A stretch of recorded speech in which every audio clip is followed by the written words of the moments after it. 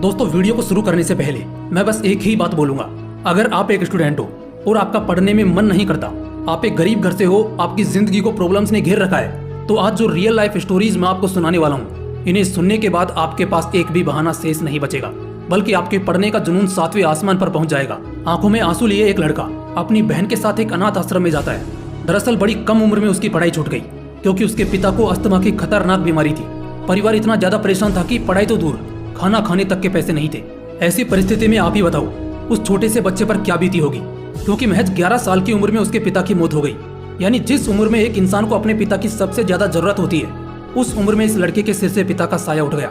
और माँ, जो एक बार खुद की जान ले लेगी लेकिन कभी अपनी औलाद को खुद से अलग नहीं करेगी। मगर अब वो माँ भी क्या करती, क्योंकि वो अपनी औलाद को भूख से तड़पते नहीं देख सकती। इसलिए उस माँ ने अपने बेटे को, यानी उस लड़के को, उसकी बहन के साथ अनाथ आश्रम भेज दिया। एक दिन एक बड़े IAS अधिकारी का वहां आगमन हुआ। ये लड़का बस उस IAS को निहारता रहा, जिसकी चमक के सामने सब फीके पड़ रहे थे। इससे उसके मन में एक IAS बनने की लालसा पैदा हुई और इसी लालसा को उसने बरकरार रखा।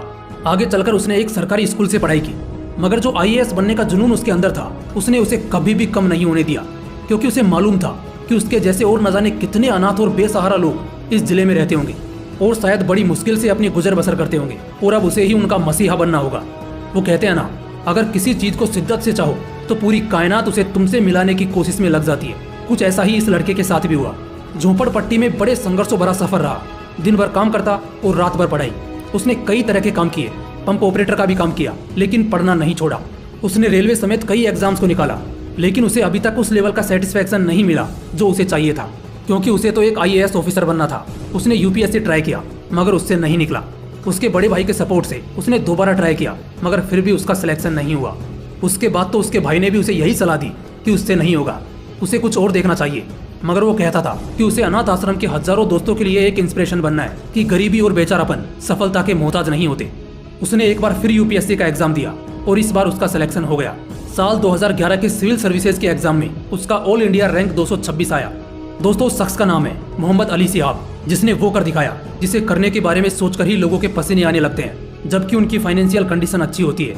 बड़ी बात यह नहीं है कि उसने इंडिया के सबसे टफेस्ट एग्जाम को निकाला, बल्कि इससे भी बड़ी बात तो ये है कि वो जिस परिस्थिति से निकल कर आया, उसमें एक नॉर्मल इंसान खुद को हालातों का मारा हुआ सोचकर अपने कदम पीछे ले लेता है।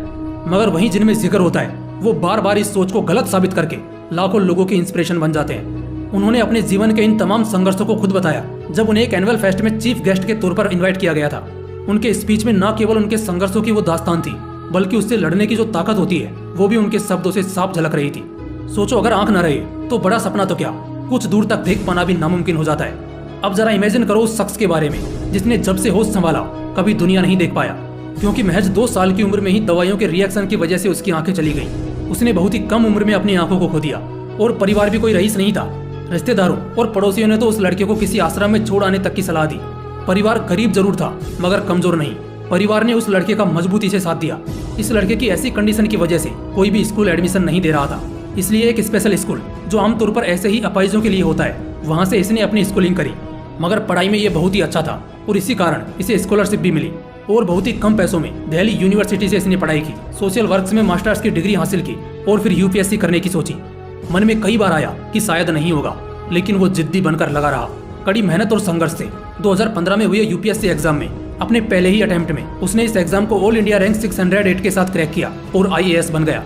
उस बंदे का नाम है राकेश शर्मा, जिसने ये साबित कर दिया कि बड़े बड़े सपने सिर्फ आंखों से नहीं देखे जाते, क्योंकि अगर दिल में आग लगी हो कुछ पाने की तो फिक्र चली जाती है कुछ भी गंवाने की। मुश्किलें सभी के साथ हैं, कुछ बहाने देते हैं तो कुछ काम करने के बहाने खोजते हैं। इसीलिए तो कोई डूबता है तो कोई चमकता है। अगली कहानी है एक शशांक नाम के लड़के की, जिसने बचपन से ही आंखों में IAS बनने का ख्वाब सजा रखा था। वो जब 12वीं क्लास में था तो इसके पिताजी का निधन हो गया, जिससे ऑलमोस्ट उसका वो ख्वाब धुंधला पड़ गया। उसके बाद उसकी माँ खेती करने लगी। परिवार की हालत ऐसी हो गई थी कि पढ़ना तो दूर, ठीक से जी पाना भी मुश्किल हो रहा था। लेकिन जब उसकी माँ ने देखा कि उसके बेटे में वो लगन है जो एक IAS बनने के लिए चाहिए, तो उसने बेटे को आगे पढ़ाई करने की बोली। मगर शशांक राजी नहीं हुआ।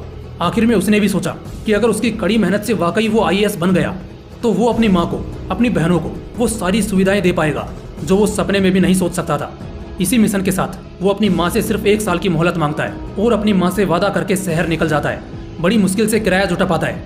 कई बार तो गरीबी का आलम कुछ इस कदर था कि उसे बिस्किट खाकर अपनी भूख मिटानी पड़ी।